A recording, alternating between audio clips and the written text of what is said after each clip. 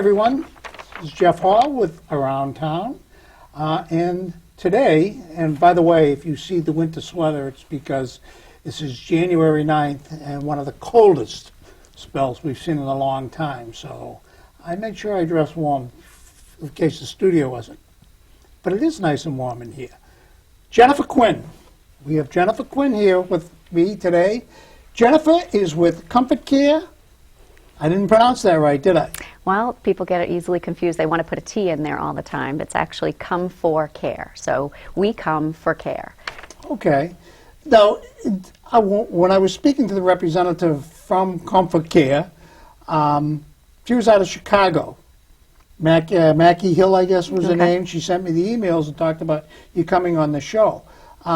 Is this a nationwide organization? So it is, Jeff. We have just under 200 offices around the country, and we also are expanding. We have offices in Canada and expanding into Europe as well. So each of the offices are individually owned and operated. So we actually, it's a franchise. You buy the territory of the franchise, and the infrastructure and support from ComForcare is incredible. So they really help you to be the most successful that you can be.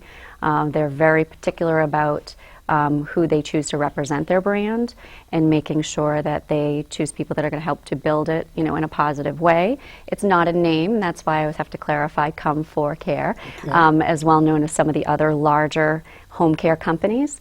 But that's quickly changing as things are growing, quite quickly. Deals with senior services. Jennifer, how long have you been with them? Okay, so my husband and I actually purchased the territory in August of 2013. Okay. And there's quite a bit of setup, quite a bit of things that you need to do to get trained and be up and running. So we were fully operational in January of 2014, so we are exactly a year into it. And you won the Sprinters Award. We did. For the first year, and as it was explained to me, the Sprinters Award is kind of like a Rookie of the Year award. It is. Okay. It was an exciting moment. Back in November, we were at the ComForcare National Annual Conference, and it was in New Orleans, which was a good time. And everyone gets together, and it's a very family-like type of company, in that we are very supportive of one another. And they have a couple of major awards, and we happen to. It was based on from, I guess it was an August to August, and we were only operational from January to August, and we won the Sprinter Award, and which is the Rookie of the Year. So congratulations! Yeah, thank you. Good for you. So, good for you. Thank you, Jennifer. I guess it's the events in your life and your interests in your life that lead you on a career path. How was it that you got involved with senior services? Okay. Well, a couple of different reasons. I would say that, one of the reasons is because I really enjoy educating people. I spent 20 years in the education field before getting into this business. I spent 7 years teaching elementary school, and then when I had my first child, I left the classroom and I began consulting, training teachers, revamping curriculum for school systems, and working with parents, students, administrators, the whole gamut. And so when I was looking for a change, I wanted to make sure I was still going to continue to educate people, and much like education, it's about caring about people. Sure. And personally, a lot of people will look at me and wonder how I would have any life experience with something of this. And I actually lost both of my parents quite young. And I was 19 when my mom passed away, and I was 26 when my dad passed away. Both of, two different things. My mom passed away in a wonderful facility that had a hospice area. And my father passed away at home with the help of myself and family members and my husband. You must have been fairly young, though. I mean, I was young. It was a lot, and at that time there really weren't, as many, or certainly hardly any, companies that offered services that I think we greatly would have benefited from. So I do have the personal experience, which is kind of rare for somebody at my age. But I think that one of the most powerful things, and I think parallels from my previous career, is that when I taught elementary school and I taught special ed for a period of it, I'd be sitting at a table with the parents of the students. And we'd be coming up with a plan, and part of it was to coordinate with the OT, the PT, speech, all the different services that were going to be provided. And now it has transitioned into most often being in a meeting with the children of the parents and facilitating the same sorts of, what plan are we going to have? What can we do to make, things easier for the family? Okay. How does it work? And when I say that, I'm a senior, and I am a senior, but I'm not ready for care. But my understanding, I would say, well, I'm not ready for this. You would tell me, you start planning now for this. Am I correct? Well, yes. I mean, I think everybody obviously is in a different timeline, has a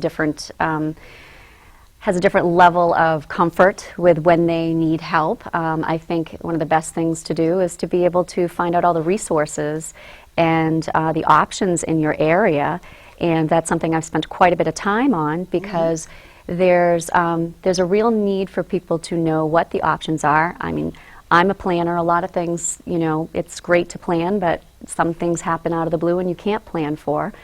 So, companies like mine are able to help people with a minimal amount of care, where it could just be companionship. It might be something where someone is getting just, 4 hours a day, to 24/7, which is somebody that needs to have sort of supervision around the clock to live in, if that's an option that they want to have and make sense for the family. So I think that knowing what your options are is always a great idea. Again, going back to educating, the different things. But there's so many resources in the area that people can start taking advantage of that I would really highly recommend. Can you give me some specifics, Jennifer? You say there's resources. Can you give me like a case study, for example? All right. So I think that when I first started with this, I realized that, obviously going out and learning about the different places and the different needs of seniors, I can give you some examples of places that people could go. I familiarize myself with all the senior centers in the area. Okay. It's a great resource, not just for socialization or things like people automatically assume like playing bingo. There's book clubs, there's exercise. I mean, there's so many different offerings that people should know about. So you work with these senior centers? Well, we definitely will support different programs that they have. Okay.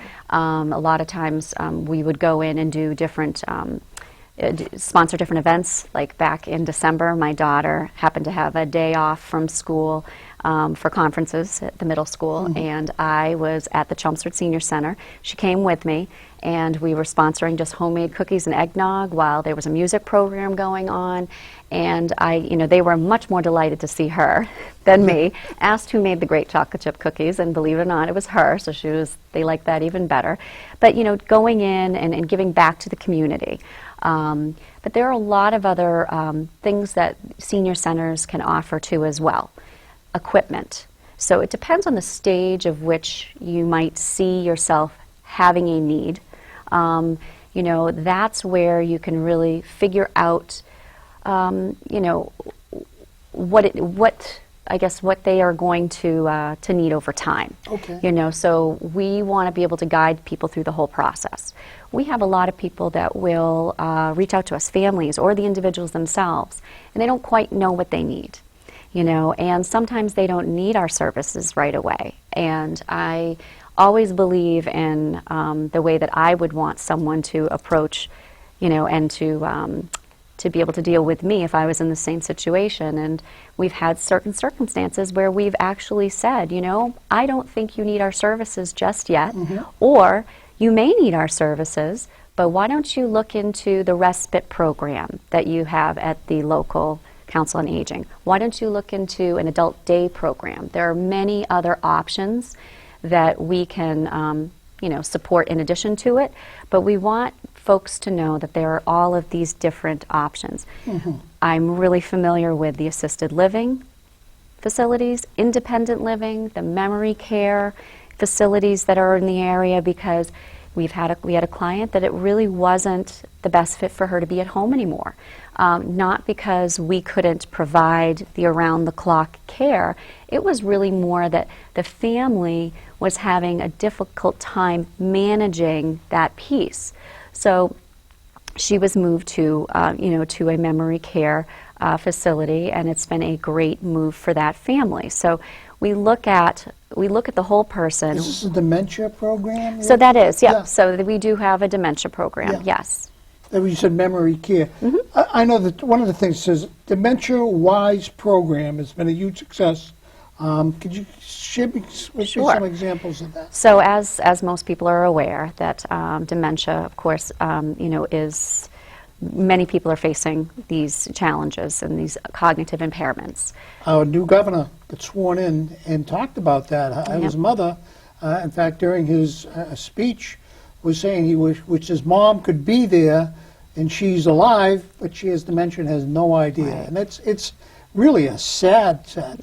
So. It is, and I think that, and it goes back to your great question about, when people know how do people know what they need, or where can they find it?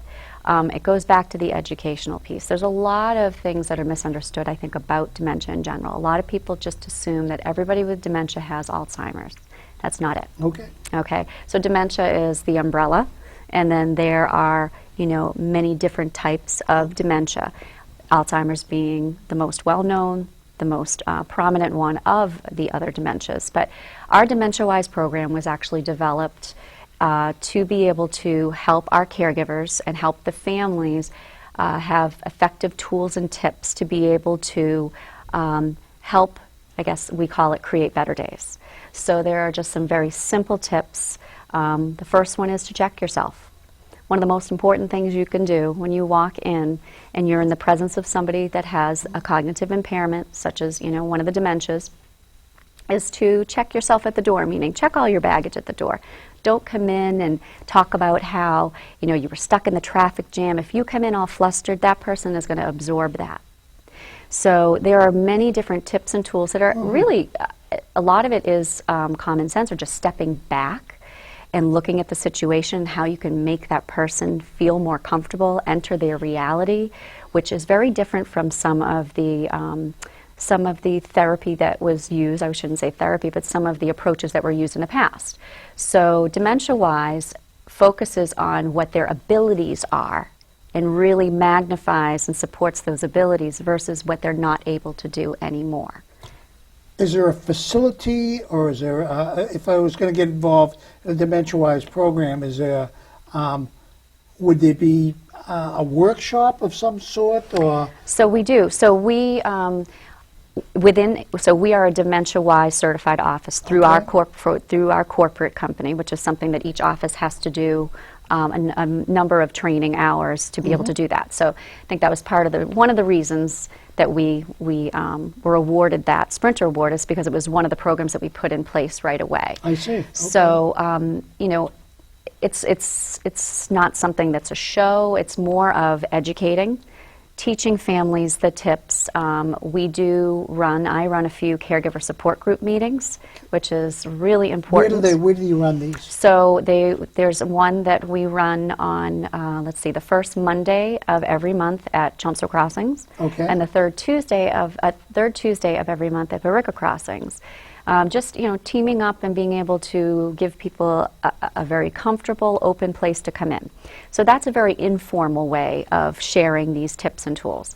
We also have a 5-week, more intensive program that we're looking to put together groups of people that are willing to commit to 5 weeks in a row of very specific training, the same training that we give our caregivers, but giving it to the families so that they can help to know. Because it's these little things that make all the difference in the world to, I guess, avoid difficult behaviors. Okay. I guess, who comes to you?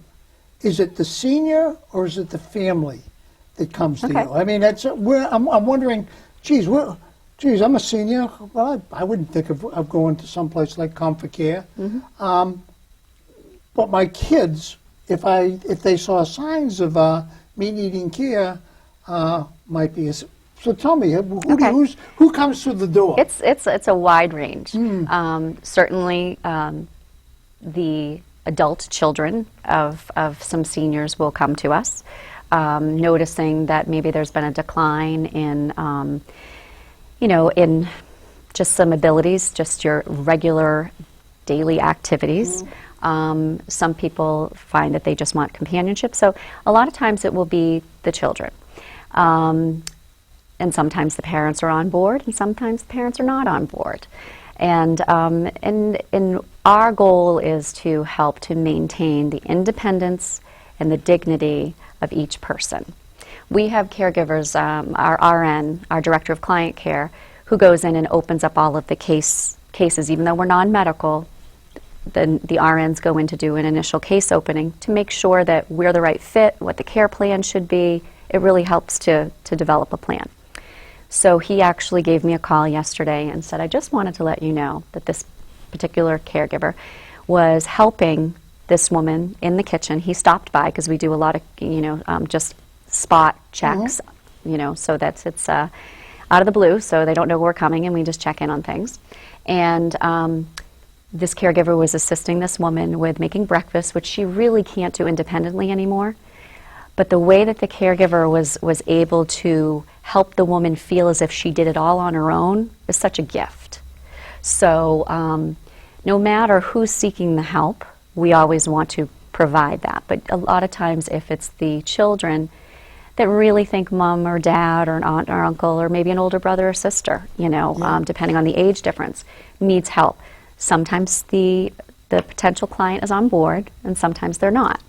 Which, I hear about cases like this all the time. I have friends because both my parents are gone, but I have friends whose parents are still alive, but in situations where they want to be independent, but they really shouldn't be. I mean, whether it's driving a car, Right. whether it's home making, making breakfast, forgetting to turn off the stove or something to that effect. Right. You have people that are trained to come in and kind of work through these with the family? And, interesting. So, we look at every case as being very individual. What each person needs is different from the other client. It's not a one-size-fits-all. When we start off the cases, we gather a lot of information and we really front-load the communication so that when the caregiver goes in, they understand what they're walking into. And that's how we also try to make the match, too. The chemistry between people. And we always say that if it's not the right match right off the bat, we will find the right match because you can't always determine people's personalities and how it's going to mix. So that is something that I think when people are caregivers and they have so much respect for elders, and so many of us put ourselves in their shoes thinking, well, someday how would we want someone to treat us? And we want to preserve that independence and dignity because it preserves their pride, and it's very difficult. We have a lot of cases where we're helping people with incontinence, so they need help toileting, help showering, and they have an amazing way of making people feel comfortable with doing that. It's a hard thing to get used to. And it's a question, I guess, of a pride or whatever it is, and so I was wondering, it's good to know that there are services out there to help people work through this, because I think is one of the biggest problems is letting the senior know, or the person, the patient, that you need this care. How do you work your way into that? And you set up situations so that works that way. Right. That's terrific. Well, and we've had some interesting situations where we've had clients that really needed the support and were not going to be open to it at all. And so the family said, we need to come up with a scenario of how we can work this person into being in a supervisory role without this person knowing. So this man's in his early 60s, very intelligent, has expressive aphasia, which affects your speech And so he thinks that what he's saying is coming out clear, and it's all garbled. And it's a form of his type of dementia. So we're coming up with a scenario to be able to work in the caregiver as some sort of mentor program. So this man has a lot of talents, and so we're looking at his hobbies and looking at what the caregiver can go and be introduced as someone who is going to be the mentee. Okay. So we come up with some really, we've had people So you not. get to be very creative. It then, is, yeah, Jen. we do. Wow. Yeah, we've had people not answer the door, poke their head out and say, "Thank you so much for coming by, but I really don't need your help." Close the door. I'm sure. Okay. I'm sure. So, but we actually make it a point at each new case to introduce the new caregiver to the client for reasons such as that, but really for the comfort level of both parties. We want our employees to feel comfortable in a new situation, and we want the clients to be comfortable. In that particular situation, it was the first day, and so she was actually in an in-law apartment, so the daughter was home in her section of the house. So I said, okay. So we went over to the daughter's section, and when I was in the daughter's section, she went next to her mom, and her mom was very unhappy. How could you do this? And I don't need the help. And, you can probably imagine. Absolutely. And the voices were loud enough so that it was very clear what was being said. And I said to the daughter, I said, let me go in and let me just talk with her for a few minutes. So I went in, talked with her for a few minutes, and usually it's the fear of the unknown and having somebody totally different and new coming into your environment. And in this case, I happened to have somewhat of a connection. I grew up with her grandchildren, so it was a nice icebreaker. I usually try to find ways and connections to have an icebreaker with somebody so that they feel more comfortable with me. Well, within a few minutes, she wasn't yelling at me because you always, well, as we know, usually don't treat our families necessarily as well as we treat others. I got wonderful treatment. The caregiver came in, made a nice introduction, and it went from not wanting to answer the door to, at the end of that shift, when are you coming back, to the caregiver. Wow. So, and sometimes it just has. But you've got to go ahead, Jennifer. No, I don't no. mean to interrupt. But not everyone has that ability to do that. You got to be trained to do that. You got to know what to do that. I guess when you said, the connection to grandchildren, I guess salesmen used to call it, what's his handle? Geez, and say, well, he's a hockey fan. Okay. Hey, how about the Bruins, Yep. when you go in, and then that's your way of opening up. It is. So it's kind of the same thing. It's making them feel comfortable. Comfortable, yeah. That's it, and the first and most important thing that our caregivers do and we do is develop a trust. So that's a big part of it, and we try to make sure that we have the consistency of the same caregivers so that trust, it's mutual. The caregivers love the relationship, and usually the clients love the relationship. It doesn't always get off on smooth sailing. It can be a rocky start, but it's something that we always say that we may not do things. We're not going to do things perfectly. I tell our families that right up front.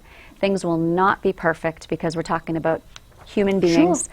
But we will do everything in order to fix whatever needs to be fixed, and we will address what needs to be addressed. A couple of things. We are running a little short here on time.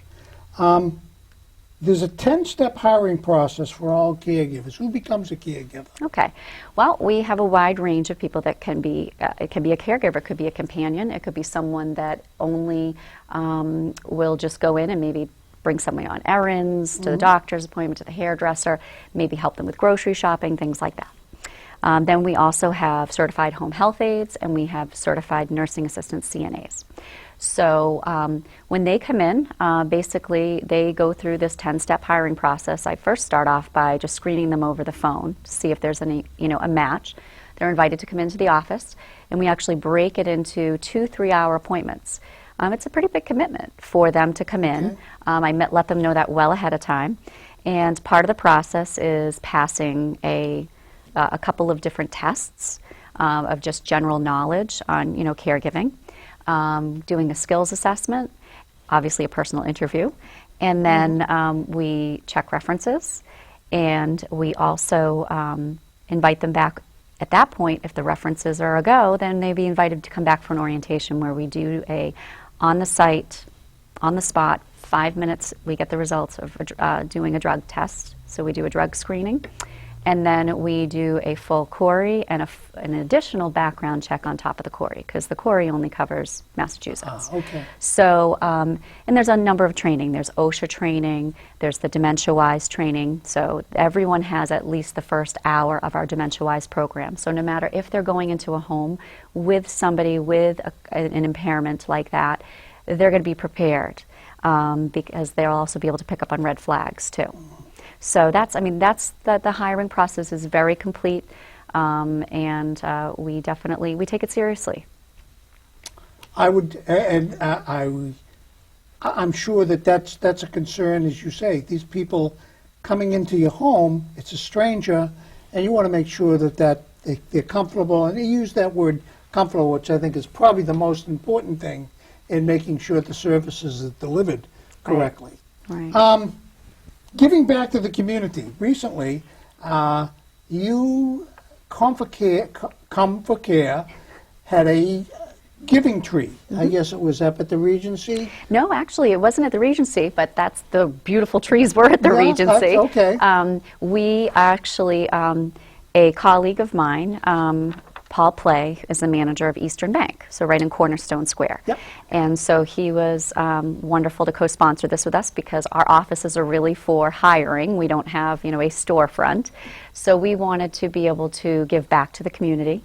And so, in this picture here, I'm standing next to the tree that that we put up in the lobby, and it was to be able to raise money for the Chelmsford and the Westford Senior Center with Market Basket gift cards and gas gift cards, because we really wanted to be able to give back to the community, the senior community, and things that they need. I know that many families.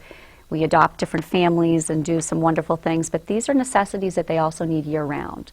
So it was a pleasure to be able to do that, and we thank the people in the community that did reach out and did offer that. So thank you. People usually step up when it comes to groups like seniors, particularly.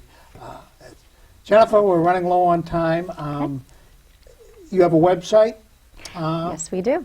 And I guess if anyone's looking for information on ComForcare, you might go to that website and get the information that you might need. And Jennifer's right in town. I am. I'm right here, and I'm happy to talk with anybody, no matter where they are in their journey, because I think it's always worth asking for, for help. And no matter if you think you need services now or down the line, I'm always happy to point you in the right direction. Thank you. Thank you, Jeff. Appreciate it.